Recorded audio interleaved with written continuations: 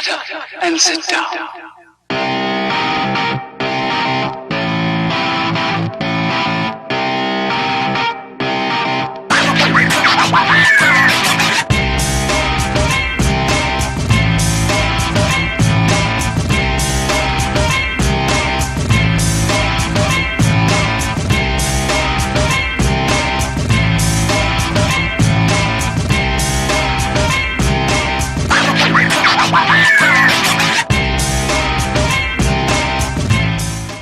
Chromebooks have made headway into offices and schools in HP's latest options, announced ahead of CES 2018, bring fresher specs and tougher build quality to the category to handle life being passed around from person to person.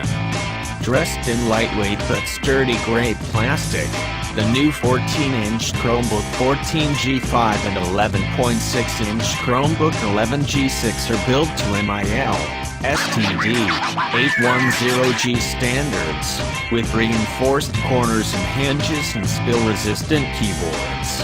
Each is available with HD resolution IPS touchscreens that fold back 180 degrees for those times when a group needs to huddle around the screen.